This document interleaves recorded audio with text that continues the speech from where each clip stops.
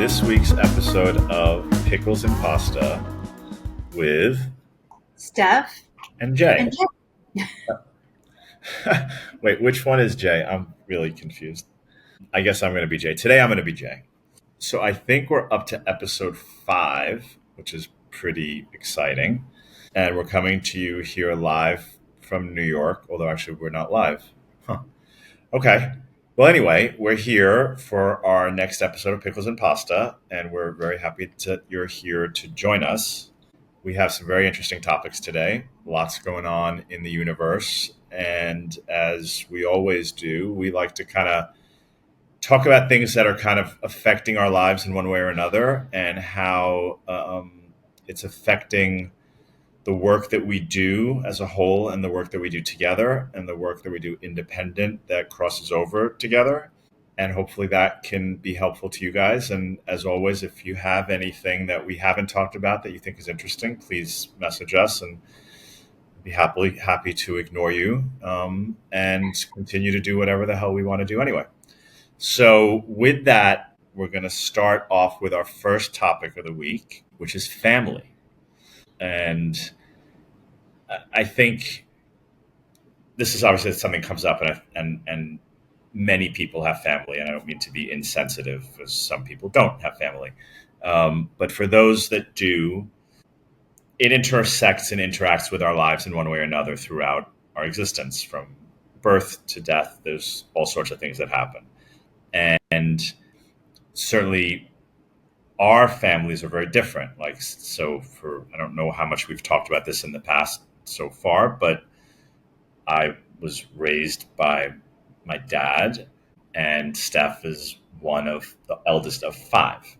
Very different upbringings, very different interactions. And I think those things affect us throughout our life. And I think it's healthy to talk about how that continues on as we grow up, those of us that do grow up, and what it means, like in our daily life, like how our family relationships affect our business relationships, our personal relationships, our sexual relationships, like all the different things that happen within our lives.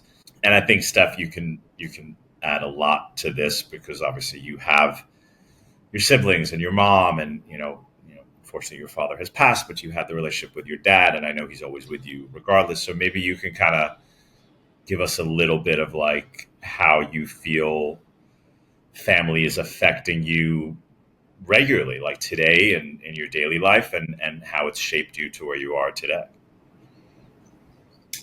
Yeah, definitely can speak to that. I see my family all the time.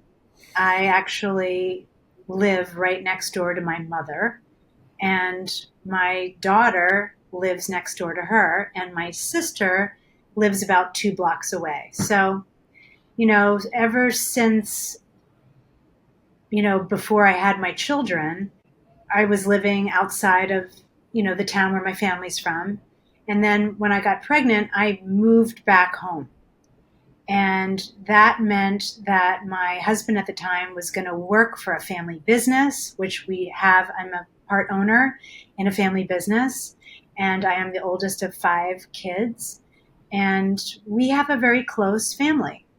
And when things are good, it's amazing. But when there are differences of opinions, it can be hard, and I've definitely been through both sides of that. I love my family. I put a lot of effort into understanding the relationship that I have with each of my family members. And I would say that is a different relationship for each person, because we're all individuals. And even though we're family, we're different people, and, so I put a lot of effort into my relationships with my family, because they're very important to me. And we are so interconnected in business and living. But I think it's also really important to have your independence and not be, just engulfed into what everybody else believes and thinks. I think it's really important to have your own opinions and ideas, but also to respect other people's opinions. And with all the the politics of the past 10 years or more, I think that that has become, more highlighted. And I think a lot of people really struggle with that. And I would say that the therapy that I do, a lot of it involves my family dynamics. And I have really learned how to speak and navigate situations that could be really tricky if I didn't have those skills. Yeah. So, a couple of things to that. So, one, just for clarification with the audience, when Steph said she moved back home, she didn't like move back into her parents' home. She moved back to her hometown. So there's Yes. a big difference, which now there's a whole slew and a whole generation of people that through COVID and through different things that have literally moved home, and the dynamics of that and how that's affecting family. And while you, yeah, literally, you're right next door to your mom. There's a difference between living in your mom's house and not. So just Yeah. so people understand that difference. And yeah, I mean, I think being around your family for the amount of time that I've been around, in this iteration, there's no question every one of your family members is different. I mean, we've talked about this often, and they all have their own personality, and there's certain alignment in some things, and there's certainly disalignment in other things. And we're not just you, but like one family member doesn't agree with this, and this one doesn't like that, and this one makes the food this way, and this one makes the food that way, and with your mom kind of at the center of it all as the matriarch of it, and her, you know, I mean, I think she's amazing in so many ways, and she has a lot of goodness and kindness and a big heart and all this sort of thing. But she also, as many people, has limited skills to deal with everything that's going on in the universe, and the personalities of her kids all being a little different. And I know she loves all of you tremendously and her grandkids tremendously. And I don't think she has favorites, but she knows, well, I'm not going to go to this one for that, or I'm not going to tell this one about that. And that's a lot, as again, in talking about how a family operates. But I think those are really important life lessons, even the things that you may not like, you or anybody else in the family. Like, there may be things that happen you may not like, the way one of your sisters does something, whether your brother does something, but that then shapes you for when you come into a situation in the business world or in a personal relationship with a friend of yours or a colleague. I mean, I think that helps in many ways. I mean, some of it you carry with you, not helpful, but it helps you navigate, I think, in a lot of ways by having that dynamic, wouldn't you say? Yeah, no, I think that's a really good point. It's funny. Recently, I have brought up to different people in my family, my mother, my sister, and my definitely my children. I do speak about generational trauma quite a lot, and I have come to realize that every family has their stuff. No family operates like like clockwork. Everyone has its own built-in dysfunction, if you want to call it that. And I think that there are many things that happen in families. Like, we're with these people from birth. And so something that maybe happened in grade school can still be somehow part of this background noise, or high school. And, my take on it is, if there is something that is truly getting in the way of a closer relationship, I I'm of the ilk that I think it's worth talking about, but actually talking about in a way where you can have understanding and compassion for both sides of a situation. And I have to say that I have been working with a therapist, as I've spoken before, and she has really taught me, you know, how to navigate some very tricky situations just based on me letting the other person know that I want to understand how they feel.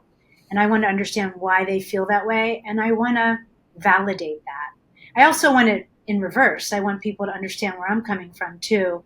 So, but I'm willing to do the work, and I am doing the work. And I think it's because I love my family so much. Yeah, I mean, there's no question you've done the work, and I think you certainly have.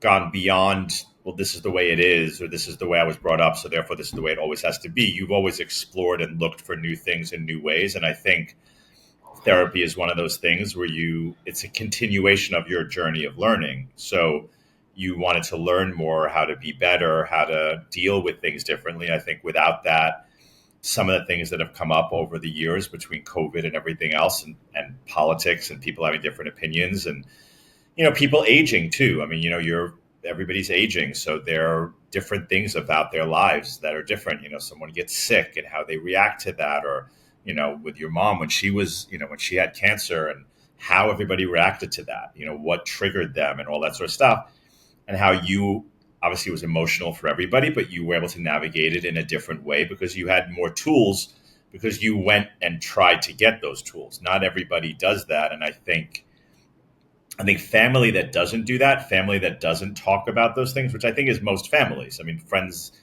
I mean, I don't have a family per se, but I have a lot of people that I'm in contact with, friends, colleagues, business people I work with.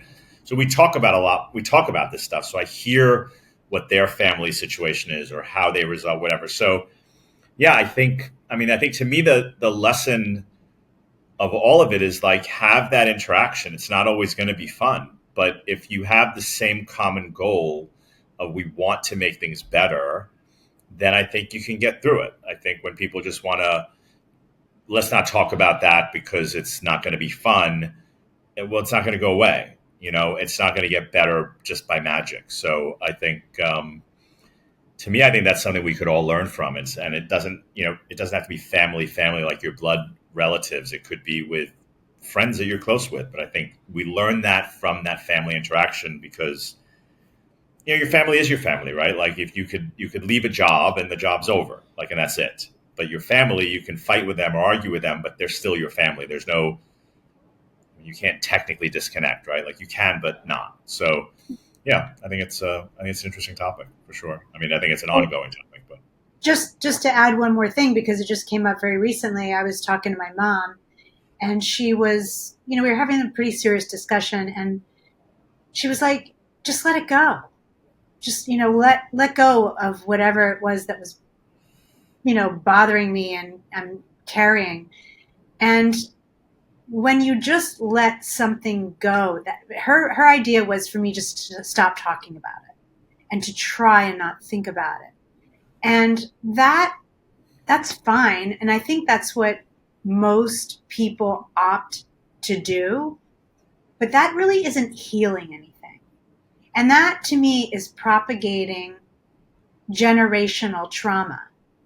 And so to actually say, I want to heal this, I think that truly comes from having the talk, having the conversation, and letting the person know that you're in dialogue with, okay, so this happened. I'm sorry for X, Y, and Z that you felt from that.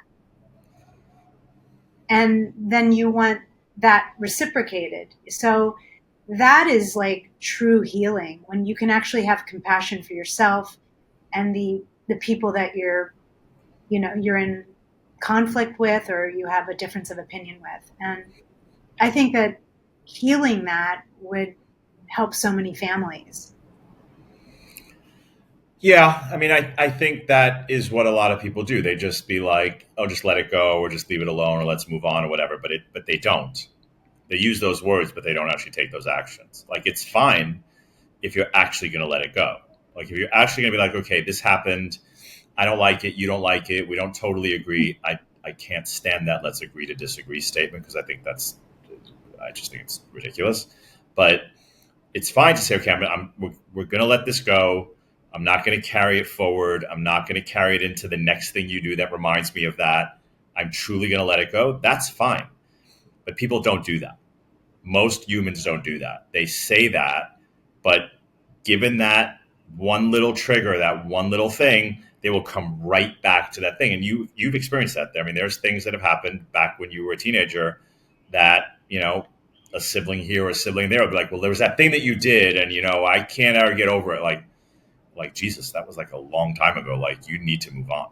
But And I think your mom, you know, not in her defense, but I mean, she just doesn't have, and it's not her fault. I think it's anybody of her age who's lived a type of life or, raised kids and also nobody taught her how to deal with this. Nobody, she doesn't have the training in any of Yeah. this sort of stuff. So, she says these things, but, she says those things and then she'll make a snarky remark about something that she knows, pisses people off because it's fun for her. And she's not trying to be mean. In her mind, she's being funny. And other people are like, that really is not funny. So, but she thinks it's hilarious. So it's kind of like, it's not intentional, but it still hurts when you're on the other side of it. It's just not, it's not fun. Yeah. So yeah, fair Yeah. enough. Okay.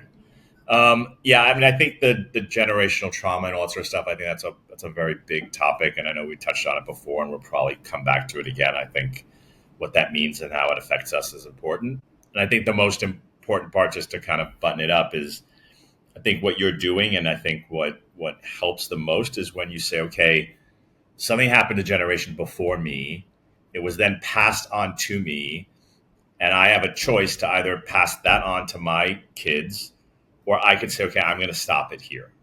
And it's going to be not that much fun for me. And it's not going to be something that that's enjoyable. But for the continuation of this family in a positive direction, I'm going to stop it here. And I think that's I Yeah. think what you're doing. And I think that's the key. I think everybody can do that. I mean, That that's is, within. yeah, that's definitely my goal with my children. Yeah. And it is a goal of mine with my own family, like my sisters and my brother and my mom. I speak about that and I fully intend to bring up healing wherever I see that it's possible Yeah. Cool. out of Yeah. love, out Yeah. of love. It's the best place to come from. So, moving on to some of the other topics we have on our agenda for the week. Prior to COVID, events were a pretty big thing. Many of us have gone to various events over the years, conferences, different sort of things as we learn, as we want to learn a new skill or whatever industry we're in. There's things like that, in the film world, in the music world, in other worlds. There's festivals. There's film festivals, there's music festivals, there's art shows, there's art festivals, there's all these different sort of things, and people go, and it was very very popular, and many of us have gone, and then COVID happened, and that was that, and coming out of COVID, there was a lot of talk about like, is it going to come back? Are people going to go? And it went on steroids. Like it just was like everybody, because being cooped up for all those years, it was just everybody was going to events like crazy. Events were all over the place. There was another event every week practically, it seemed. And then there was a lot of talk about like, okay, well, this can't last. Like it's a matter of time. This is going to calm down. It's going to find a new balance. And apparently we haven't gotten there yet because there's even more events now. I mean, people are getting burnt out from going to events and they still go to more. And I think, what I wanted to kind of touch on a little bit is the connectivity that comes from these events and the purpose of events and why we go and what different people go for different reasons and how they kind of interact and what that really means.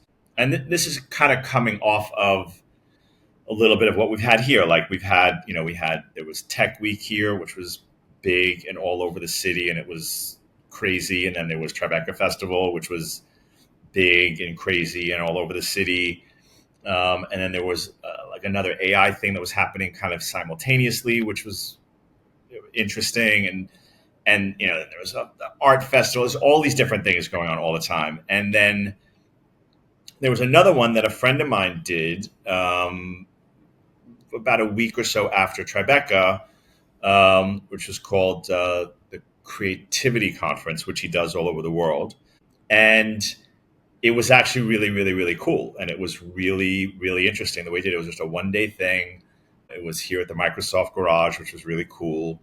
But it's interesting, like going to these things, and Steph has gone to her own. I've gone to my own. I personally used to avoid them like the plague. Like I just can't stand them. I don't like being in these enormous things with thousands of people and be like, "Hi, I'm Bob." Like I'm like, I don't give a fuck.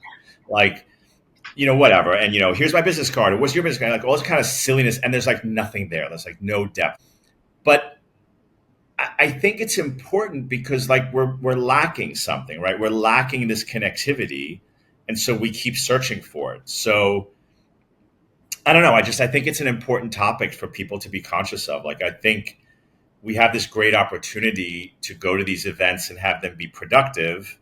But I think some people just go on autopilot because they're supposed to go. Yeah. Well, I know that I go to some things with you that I'm not a filmmaker, although I'm very interested in film and how films are made. Part of me wants to be a filmmaker now that I've been going to films and watching some really amazing stuff on TV since COVID. Um, and even like, the events I go with you to Tribeca, or we go to Noya House and go to an interesting event, all the art openings, like I'm going to go to an art opening tonight.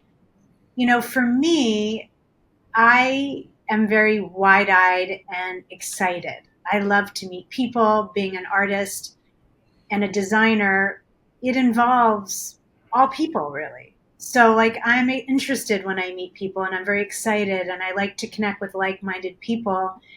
And I agree. Like, I was even talking to this younger girl, she's my daughter's age, Allegra. Her name's Emily, and she has a podcast. And we have been discussing having this dinner that will bring like minded women, but of all different ages, together to just to network. So, to your point, I think people are looking for connection. They definitely are looking for connection.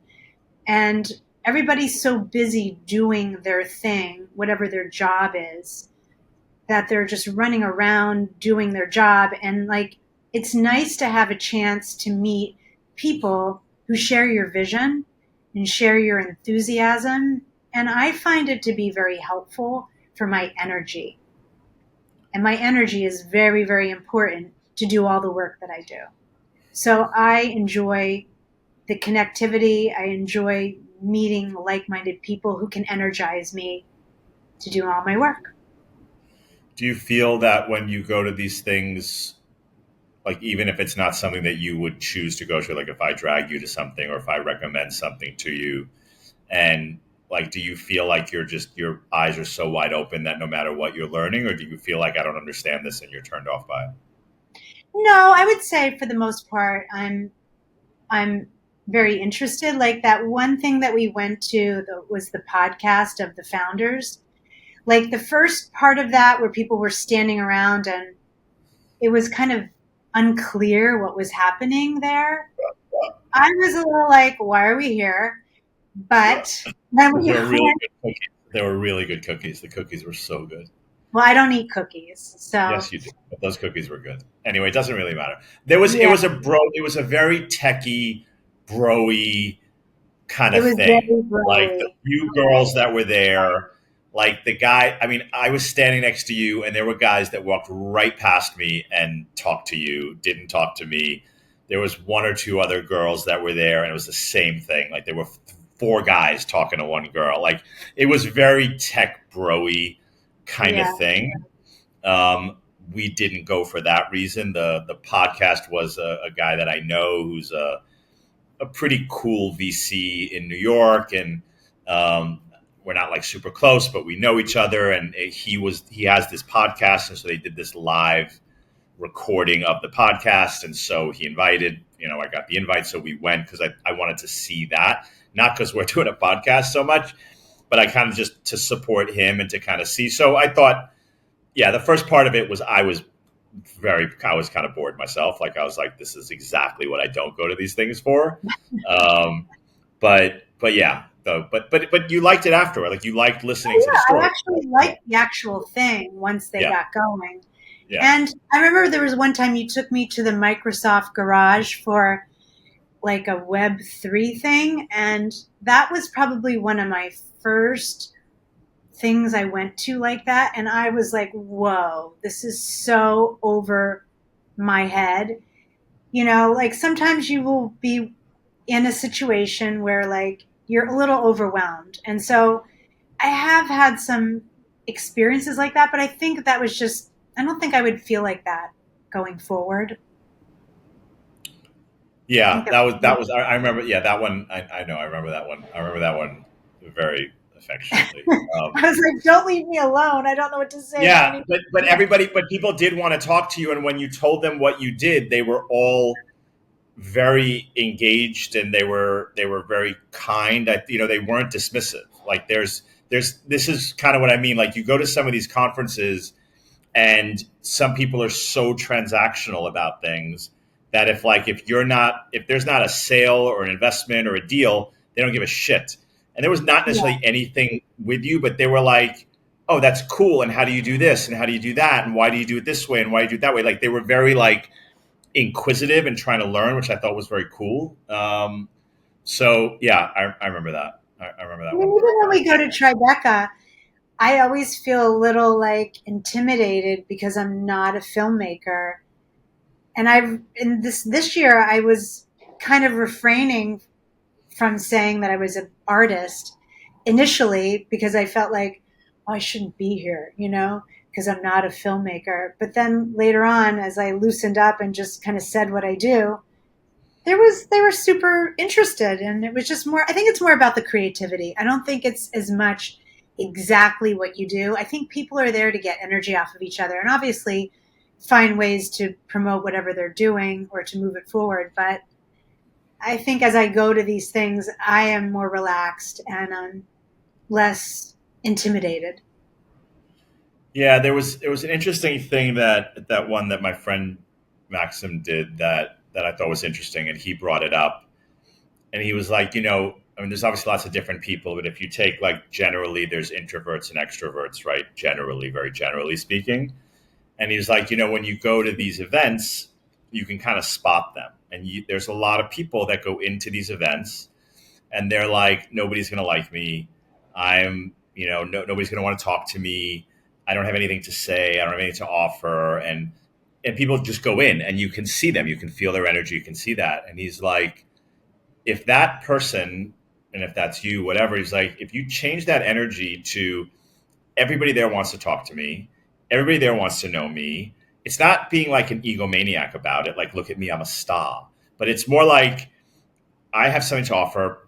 I'm going to walk in there and people are going to be happy that I'm there.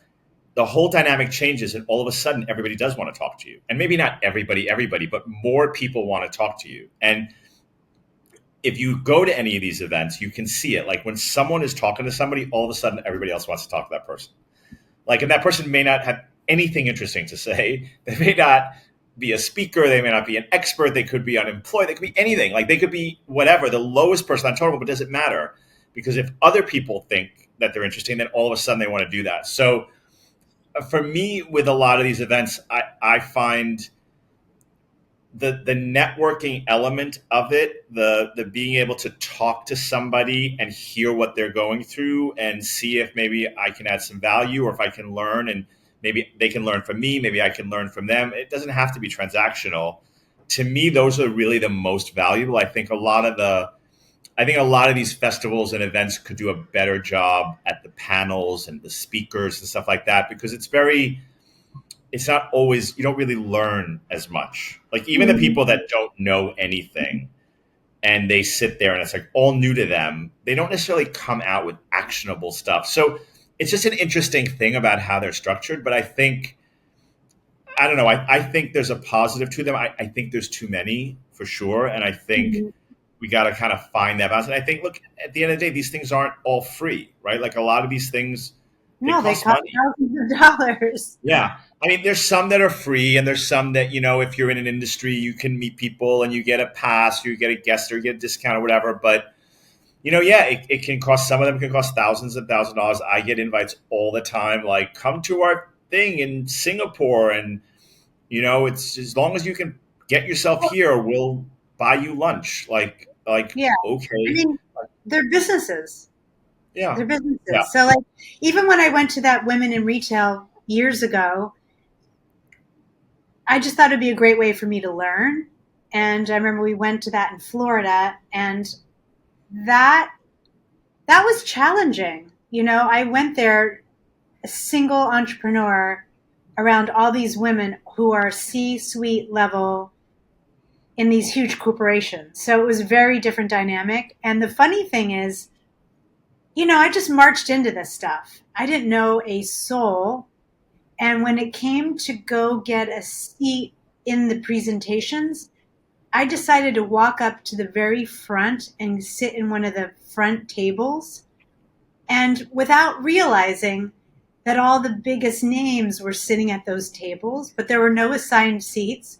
So I, as a newbie, was literally sitting next to the organizers, like the VIPs of this several hundred people conference. And that positioned me in a way that all these people were talking to me and they all thought that I was supposed to be there. And they were wondering when I was going to speak. And I was, in my head, I'm like, I am pretty much the furthest down on the chain here in this whole conference. And yet that was how I handled it. Yeah, you went right into it. I did. Yeah, And I didn't but it know worked. anybody. Yeah, but it worked. It worked. I think it worked out well. I think. Look, it. You carry yourself with a certain level of confidence, which is very cool. I mean, not everybody has that, and you see that. You can see that at conferences. You can see that at events. You can see that at art openings. You can see it, but I think we all have to kind of find our balance. And I think, look, the hardest thing is just getting up and going. Yeah. I certainly would encourage people to go, not to every conference, but, put yourself out there a little bit. You really don't know. You really don't know who you're going to meet. Like, I've met some very, very, very cool people at these things that I would not have met otherwise. I think that when you go to enough of these, you also get a little sense of like how full of shit people are. And a lot of times you go to them and they're like, "Oh my God, we have to do this," and then crickets. Yeah. So you do have to kind of set expectations a little bit. Like, I've had that where I meet all these people and they're like, "Oh, we really have to talk about blah blah," and then I don't ever hear from them again, and all sorts of bullshit. So I think Definitely. it's good to do it. I think it's good to kind of just be conscious, and if any, just enjoy that moment. If you can get something just out of being there, and maybe that inspires you to do something that you're doing, I think that it right there is a positive. Yeah, I think that's probably the best takeaway, honestly. Yeah, And it just helps you like navigate walking into situations and knowing how to handle yourself. I mean, yeah, doing all the things that I've done with you with the networking group and, the different conferences I've gone to on my own and even speaking at conferences when I have had the opportunity. And I've done it like 4 times and I've learned so much. And the next time I get an opportunity to speak, it's just going to be that much easier, to do yeah, that. yeah, for sure. Yeah, very cool. Okay, well, moving on, we're gonna hit a big one here. Many of you probably know that there's a mayoral election coming to New York this November. Interestingly, with all the press and people not always understanding things, a lot of people think the mayoral race already happened, which isn't true. It was the primary, and now we're headed towards the election in November, and it's a doozy.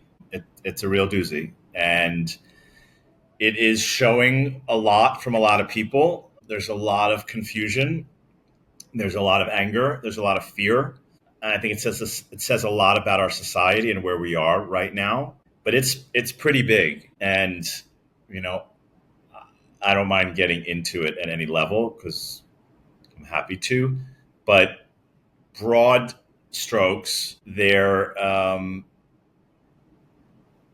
a candidate who is the nominee now for the Democrats who has his agenda, which I can get to in a second. And then there are, I think we're up to 4 or 5 other candidates that have decided to throw their hat in the ring. And it's making things very confusing for a lot of people. It's an interesting thing to kind of live through it. And it's an interesting thing because I speak to so many different people and I'm in so many different groups. And being from here, being born and raised here, it's a very, very weird experience. It's a very, very interesting and weird experience.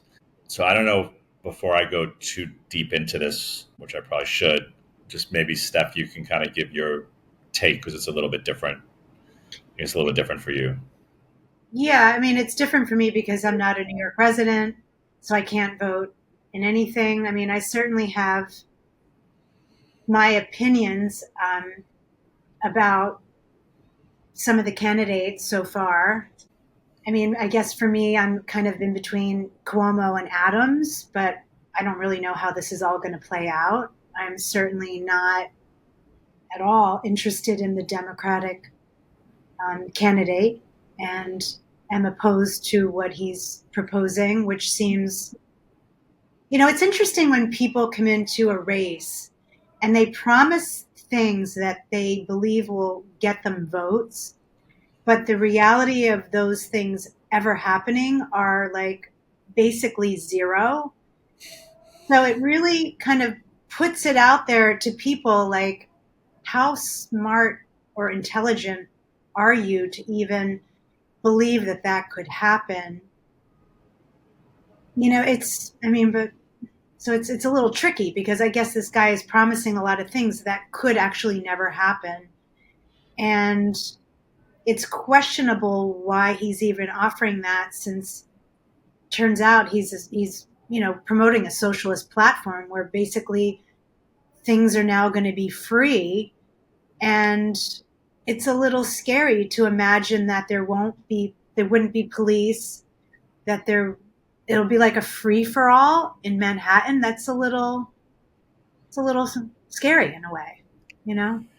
Yeah, I mean, there's a. It goes to like people really not understanding how these things work, and I'm by no means a political expert, and I certainly know more, I guess, than the average person, and I know more now than I did, before because I wasn't really paying attention as much in the past.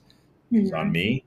But for one, yes, I mean, so there's a limited amount of power that a mayor of any city has. I mean, that's just a fact. So they make these promises and like we're going to do this and we're going to do that, and it's like it's you can't do that. Like it's not you're not it's not a, you're not a you just don't. It's not your house that you can just decide where the chairs are going to go. Like it's just not doesn't work that way. So there are at least so far there are still laws and rules and committees and votes and things like that that have to happen. So you can just randomly change things because you say so. So that's a big thing that, like you said, people are like, oh my God, that's amazing. We're going to get free stuff. That's great. But okay, that sounds nice. But like, okay, but how do you pay for that? Like, you can use any example you want. I mean, free buses, for example, sounds very interesting and that's great. And most people don't pay for the buses anyway, which is a separate subject. But how does that get paid for? Like, how do you? The driver has to get paid, right? The bus needs either electricity or gas or something. It has to be cleaned. Somebody has to get paid to do that. Like, how do you do that? Like, how does the actual mechanism of that work? So there's a lot there that I think is very bizarre and interesting.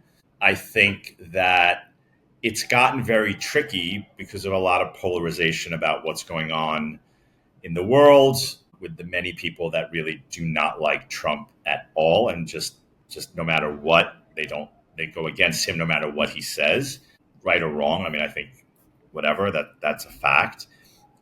There's the war in between in the Middle East, which is obviously very polarizing and it's become very complicated and very stressful and very aggressive in some parts in New York and around the world, and dangerous for a lot of people that may have an opinion or may have an affiliation, but don't necessarily have anything specifically to do with what's going on, and that are being penalized for it.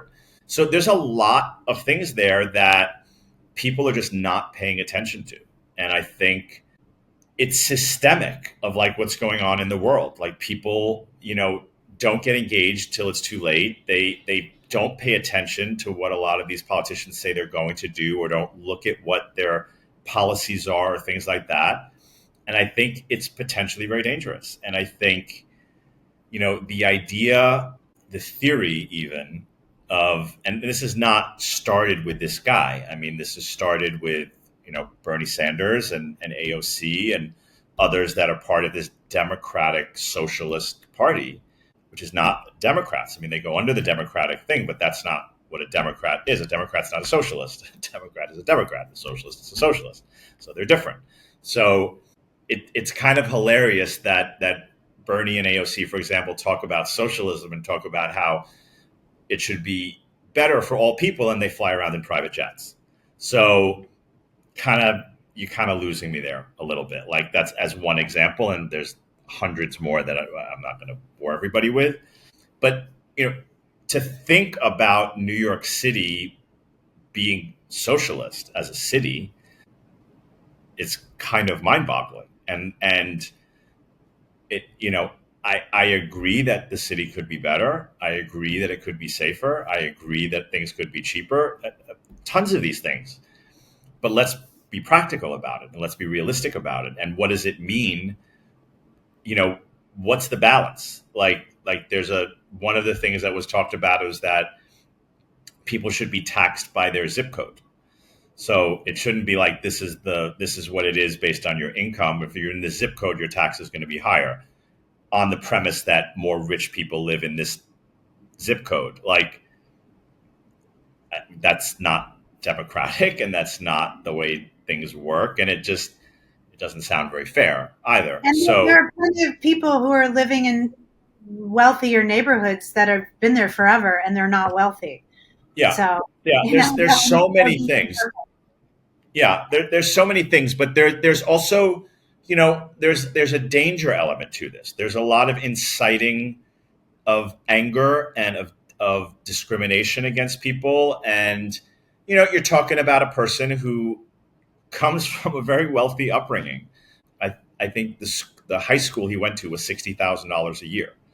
His parents are multi millionaires. He there's a lot just as a candidate. So even if some of his ideas might make sense as ideas, they have to be thought through. They have to be discussed. They have to be, and to think that this could actually be where the city goes, it's a pretty scary thing for a lot of people.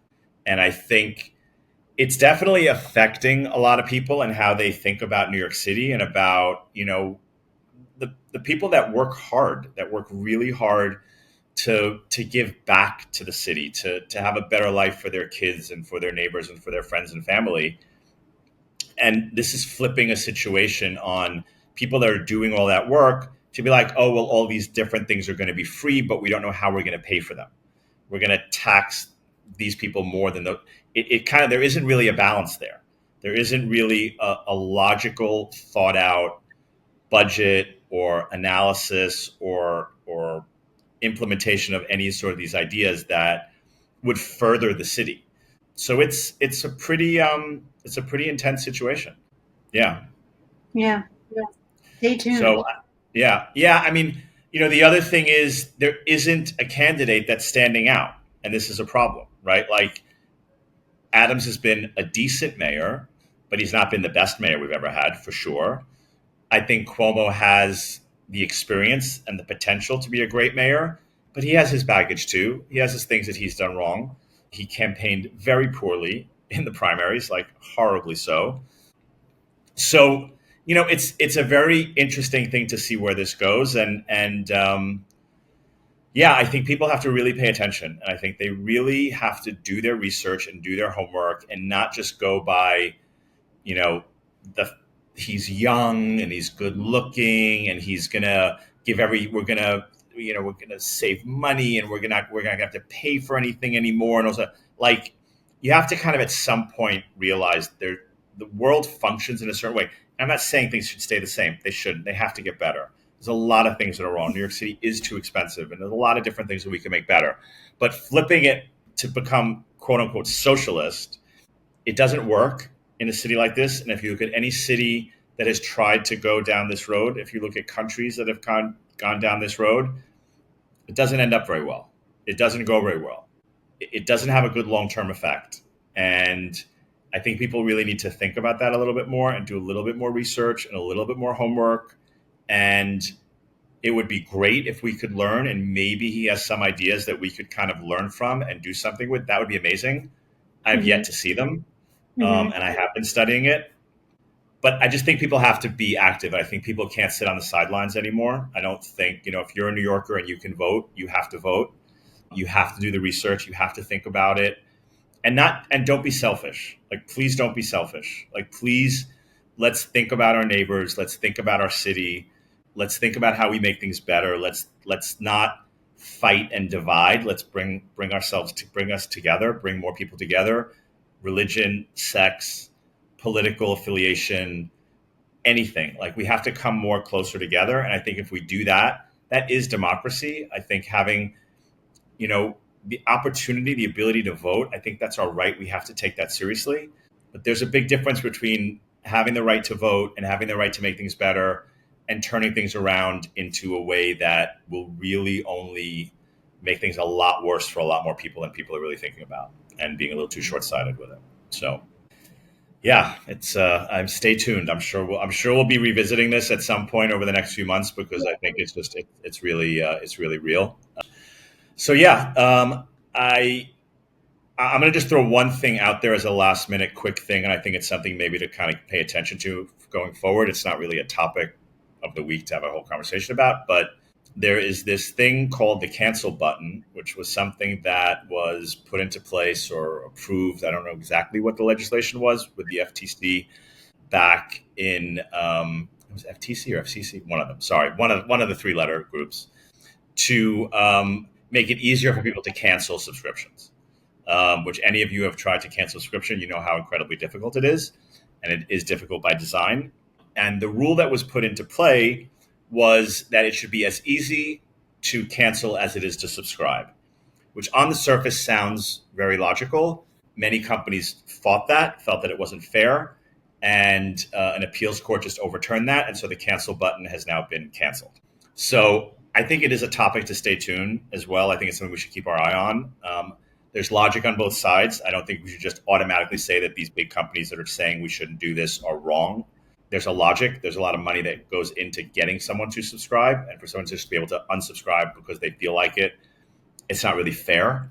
But at the same time, it shouldn't be this difficult to do it. So one of those things to stay tuned and keep an eye on. And I think we probably should revisit this going forward to see if it gets brought up again, if something happens or whatever. So anyway, I think we are up to rapid fire questions. Can I go first?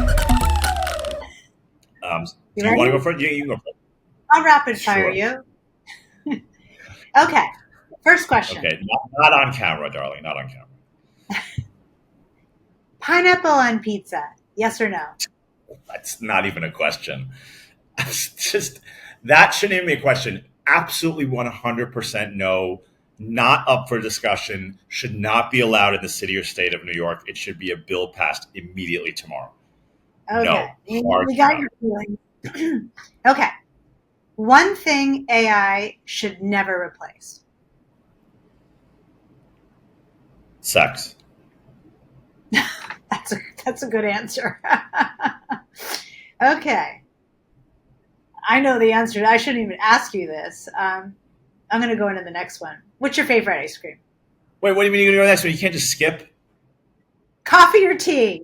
coffee. But I drink tea as well. But my I know. go-to is coffee. But yes, Yeah. my go-to is coffee. But I So tell our viewers or listeners how many cups of coffee you have in a day, so far today or in a regular day. in a regular day.